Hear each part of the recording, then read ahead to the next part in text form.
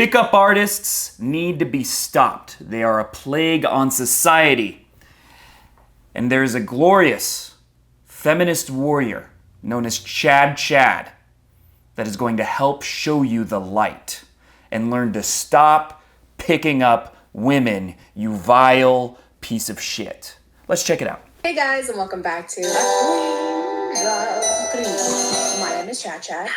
And one of the hardest things about being a Chad is that literally everyone wants to date me. You want to date me, your mom wants to date me, I want to date me. But that's too bad because your dating skills are only here, and I'm a high-level Chad all the way up here. It's okay though, because I'd say she's a solid 6, which by feminist YouTube standards is pretty good. Might be the best I've seen, so yay. as I found a dude that can help you. And he has a TikTok account and a podcast. And if you don't know what that means, it means everything he says is true. What does it mean if a girl has no hookups in How is that relevant to the argument? her Tinder bio? And the answer is it means absolutely jack. It's been a while since we watched this kind of content, so it's really important that we remember the alpha dating coach motto, which I have had multiple occasions in real life when a woman said, "We're not going to have sex," and then within an hour, she's asking me to have sex with her. Or she's disappointed. I had one girl get upset when I said, "Well, you said we don't want to have sex. We're not having sex." And she got upset.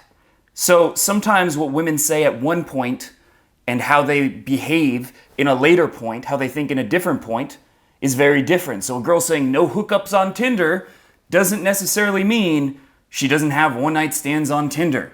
That is often not the case.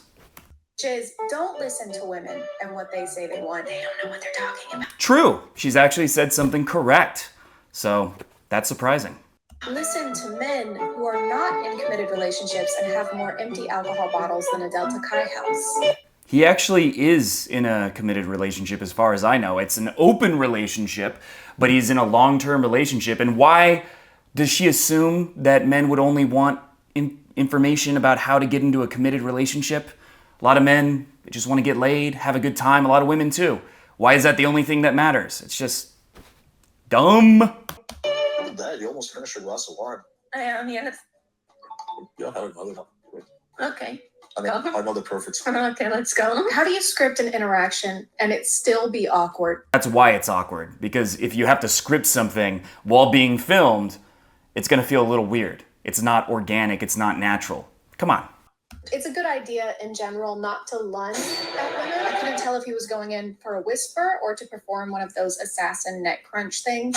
Another perfect. Okay, let's go. I don't get why they didn't just do another take where they're not interrupting each other. This doesn't really exude confidence. So looks like you're almost done with that wine. Oh yeah, I was just about to finish. I know where you can get more wine. Sorry, what? I said I can. I'm really sorry. The music is it's really loud. Do you want to go back to my... This video shows how powerful video editing is, because she hasn't said a single thing that is genuinely funny or witty, and none of her points make any actual sense. But it has good editing, and the good editing makes it engaging, it makes it entertaining. That is the secret to wild YouTube success. That is how you go viral, not by saying good points, not by making sense, not with logic. Yes, sure. I mean, I still can. And that is how you get laid. Is he talking to us? What did he say? Okay. I said that. I also hate these seats. Just look how weird these seats are. So weird. The only seat I like is SeatGeek. This video is sponsored by SeatGeek. If you haven't looked Wow, what a flawless transition there. to download the app. Thank you to SeatGeek for sponsoring today, and let's get back to the video.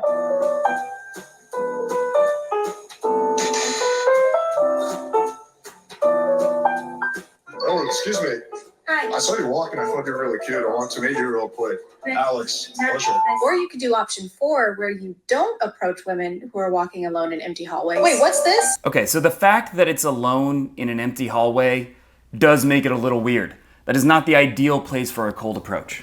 So she's not wrong that that's a bit of an odd place to do it. But in general, the advice he's giving is good. The way you don't approach a girl is from behind, freak her out, and then she's like, what the fuck is going on? And she gets defensive. That is a common mistake that I see all the time when I'm coaching people in person that causes women to reject them. It creates a lose-lose situation because the girl's uncomfortable. What the hell happened? And then the guy is getting rejected and feels like maybe I'm just not good looking enough. So teaching guys to give her space, to get in front of her, to not freak her out, which sounds obvious, but it's something that we're not taught. So when you learn how to do that, your approaches are going to be more comfortable for the girl, and they're going to be more successful for the guy. So it's better for everyone. You could say men shouldn't approach women at all. I guess you could make that argument, but I've met many girls that I've dated, that I've slept with, that I've even had relationships with via approaching. So I think that argument would be kind of silly. It's 2 a.m. and the hallway is completely empty and there are no people or cameras and it's very scary. Allow me to introduce myself. I saw you walking. I thought you were really cute. I want to meet you real quick. Why would your opening line be, I saw you walking? Like, I'm sure you probably did because that's literally what she's doing. Is the tip to just make a general observation? He's just getting her attention so that she has a moment to process what's happening. So by saying an initial line like, hey, I saw you walking, that lets her realize, oh, this guy's trying to talk to me. Start paying attention to him. And then when he says, I thought you were cute and I had to say hello, she's had time to get comfortable with what's happening. Whereas if you go, hey, I thought you were cute, I had to say hi, that can be rushed and it can be more awkward. Observation about what they're doing and then use that as the pickup line? Yeah. Because it sounds accusing almost. Hey, excuse me, I just saw you were walking and don't fucking do. How does that sound accusing? The only one accusing is you. This has got to be one of the funniest and most creative bios I've seen in a while. Females, I'm looking for a woman who will make me, and that's M, make me dinner, A, appreciate the things I do for you, K, kiss me, E, eager to ask about day, M, marry me, E, endlessly love me, C, capture my heart, U, make death do us part, M, make me. Don't do this. If the word is anywhere on your profile, you should be banned from dating apps for life. And why do all of these requirements end with me? I know it's online dating, but aren't you supposed to give a preview of yourself and what you're like rather than how you want women to serve you? I mean, I guess in this instance it works because the preview is that you spent hours making an acronym about it. This is a pretty imperfect bio. So instead of assuming that it's bad because you don't like it based on your personal ideology, why don't you look at the actual information? How many matches does that profile get? How successful is that guy on Tinder? If he's unsuccessful, then clearly women don't like it. If he is, they do. But you don't know that information, you're just assuming. That's not what smart people do. This is a perfect bio. How could we miss this, guys? The secret to getting ladies is talking about our date. It was right under our noses all this time. This is a dating and self-improvement channel, by the way. I have this really bad habit that I would like to get rid of. I see. Okay, what is it? Yeah, so I just can't stop talking about my date. Have you tried talking about your date more? You're a genius. What can I say? You've come to the right place. How to playfully ask a girl that you're talking to from a This really is a twinge of cringe. dating app if she's actually overweight. So this is a text that's pretty funny. I was talking to this chick making logistics. Awesome. All your pics are headshots. You aren't a secret fatty, are you? Hold on, let me retitle this for you. How to be a fat-phobic pole. Playfully. That may sound a little crude. So it's fat-phobic to not be attracted to people who are overweight. Good to know. It's good to know that having preferences makes you phobic. Is it also height-phobic to not like short men? Would you treat them equally? Would you treat all the women who say be X height or more? Are they height-phobic? Oh, no? No, it only goes one way? Oh, interesting. So you're not really saying anything useful. Good to know. But it's also fairly amusing. Generally speaking, you get good reactions. Oh, geez, now that's a question. Oh, geez, now that's a question. So you wrote this. There's no way that you aren't chatting with yourself right now. I swear he just has 2 accounts where he can make these example conversations go down exactly how he wants in totally unrealistic ways. Because there's no way that this interaction ended with him getting her number. Sound a little crude. So when something happens that goes against your personal biases, just assume it's fake. That's the only explanation. It must be fake. Yeah, smart. But it's also fairly amusing. Generally speaking, you get good reactions. Of course you will, because you're texting yourself. What to do if a girl doesn't drink? So my general go-to is to invite a girl straight to my place for a bottle of wine or to meet her at a bar nearby. And again, I'm not a big fan of drinking either. He's not a big fan of drinking. I'm not a big fan of drinking either. So in that situation, my approach is simple. I just say, okay, cool. Why don't we go for a walk first, and then afterwards you can come up for some tea, or you can just invite her straight for tea or coffee anyway. So it's basically the same thing, but you replace alcohol with something that she can have, like tea or coffee. Guys, if she doesn't drink That's good advice. alcohol, you should just give her something else to drink. Maybe. I don't know. Subscribe for more tips on how to do obvious things. So what should you do if you go on a date with a chick and she doesn't like chicken tenders? Now, I'm not a huge fan of chicken tenders myself, so what I usually do is offer her some steak. You could do grilled chicken, filet, I think is a meat, salmon, ground beef, turkey. So how long is this seminar? 2 hours. Hey, so what do you do for work? I work in finance.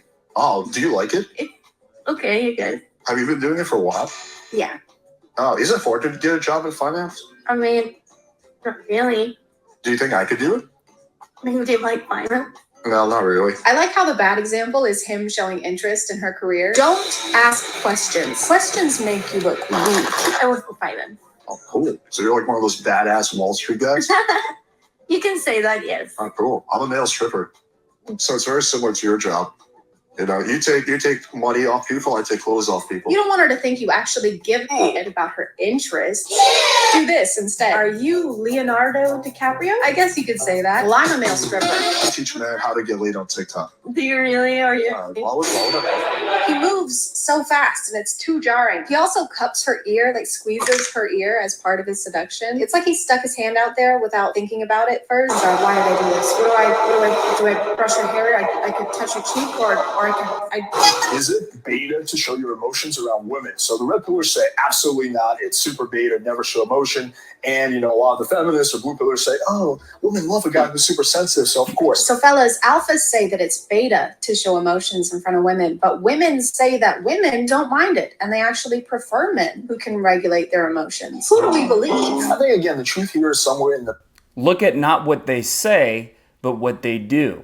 How often do the most attractive women date guys that are super emotional, reactive, and not in control of how they carry themselves? How often? That's what you want to look at. Not what people say, look at what they do. The middle. You don't want to be the guy that's very emotional, that's always reacting to everything, that's kind of crying, or just comes off as anything resembling a little. Or we could stop acting like emotions are gendered and accept that some people are more emotional than others. Oh my God, Tyler, what's wrong? My mom just died in a house fire. No. I mean, why are you having a pink emotion right now? What? Maybe women are generally more emotional because in terms of biology, in terms of evolution, our brains have not changed much in hundreds of thousands of years. And in ancient times, men had to be able to control their emotions to hunt. It was the only way they could be successful. And women needed to be more emotional. They needed to be more compassionate and empathetic to be able to raise children effectively. Because women had to be more social. They had to bond with others. They had to raise children and be able to connect and show empathy. Maybe that's why. Crazy theory. Pink girly emotion, and you're a guy, so you're only allowed to have blue boy ones, like unbridled rage. Is that a Molotov cocktail in your hand? No? You killed my mom. See, there you go. I'm like, how about later tonight around 11? We could just hang out and drink wine. I don't mean you people after 8 p.m., baby. I'm like, whoa, why is that? Too dark. I'm like, you realize they have lights, right? She doesn't mean there aren't fucking lights. She means going on dates with men that you don't know is scary and you have to meet in a public, well-lit, open space for your own safety. You're just imagining a woman who doesn't know what lights are? Oh, Jesus Christ. Oh, no, silly. I'm a light. Oh. The funny thing is she's making fun of him for doing the same thing that she's been doing the whole time, using absurd examples to make things funny as opposed to making a logical point. So he did that once, and she's going back to doing the same thing to prove he's stupid. Ironic. And Jesus Christ. Talking to this girl, I'm like, what evenings are you free? She's like, this whole week coming up, I have job interviews, so probably the week after. I'm just really desperate with finding a job. Oh, good. Actually, according to a recent study, they found that The dirty and squirty. increased the prospect chance of getting a job by 69%. Yeah, I've just been really struggling to find a job so I can like support myself, and it's been a really rough time. Yeah, anyway, do you want to bang? She's like, maybe we should have some. So you can see this. I don't know if she knows this, but there's something called flirting. There's something called banter. Socialization doesn't have to be completely logical. It can be fun. Text is pretty effective. It's not a Pokemon God damn it. battle. This is a serious conversation between you and yourself. In this one, he's actually rating another guy's Tinder profile, so I'm sure he'll give him some good tips on how to be more appealing, but in a way that wouldn't be damaging to his self-esteem. This guy's going to get a grand total of 0 matches. So this is the profile you don't want to have. And yeah, way too nice guy. This guy needs to grow out some facial hair, put on some muscle, take off the glasses, take off the hat, get better style, and stop smiling so damn much in every photo. Oh, okay. So he just has to change everything about himself. Your hair just needs to stop being like that, and your eyes are also weird, and that dog is ugly. Get rid. See, as a woman, as a slightly above average woman, I mean, I wouldn't be surprised if you've got a different gender identity, to be honest, but I'm just assuming because I don't have anything to go based on. As a potential woman, when you download Tinder and even if you are actually super fat, super unattractive, yeah, and yes, I think being fat is less attractive, even if you have all of those qualities, you're still going to get hundreds of matches. You're still going to get tons of messages. So your perspective is skewed because from your feminist ideology, you don't see that men struggle to be even seen, to be recognized by women, that many of them get no matches, no likes whatsoever, and they feel completely invisible and lost. Women have their own problems, but so do men. And that's my problem with feminism, is that it ignores there are many, many problems that are exclusive to men and that are very serious. That are, for example, homelessness, mostly men. For example, the draft, right? Men had to sacrifice their lives just for being men, were considered disposable. A third one, suicide rates. There's many things like that. And one of them, women have the risk of things like being harassed. Men have the risk of being invisible, of not being noticed by anyone, of not getting any dates, of not being able to get intimate companionship at all. And that's something many men struggle with, and feminists completely ignore this. Rid of it. Put on some muscle, take off the glasses, take off the hat. He can't just get rid of his glasses. Like, people don't just wear those for no reason. And stop You can take pictures without glasses. Come on. smiling so damn much in every photo. Also, imagine thinking that smiling in pictures is going to get you less dates. And I also have a dog. His name is Charlie. Here he is. Aw, I hate dogs. Why are you wearing glasses? To help me see? They're hideous. Throw them in the trash. Excuse me? You look fucking weird. Okay. He's basing that information on tests that he's run. He's run many experiments with different types of pictures, different types of profiles to see which one got more matches. So he's not just basing that off his emotional preconceived notions, he's basing it off actual data. I'm leaving. It's because I smile too much, isn't it? The power of persistence. So nowadays, girls have a lot of options. So what you want to do is you want to be persistent without being needy. Say, cute, I almost don't want to ruin you. No response. Cute, I almost don't want to ruin you. Once again, no response. Okay, fine, ruin each other. No response. And a few days, a week later. So if someone, not just women, anyone, does not respond to 4 text messages over the span of several weeks, they definitely want you. They are so into you. You should keep texting them. He also has a YouTube channel where he invites.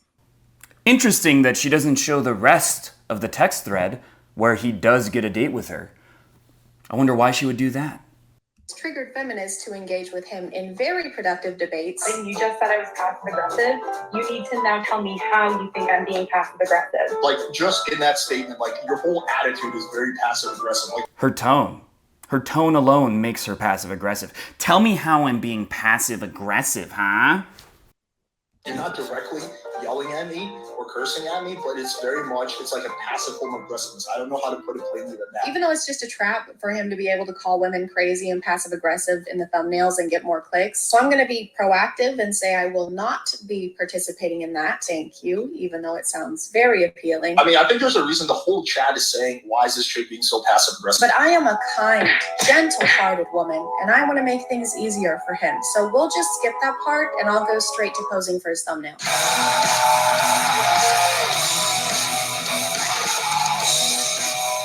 What was that about a twinge of cringe she was talking about? Welcome back to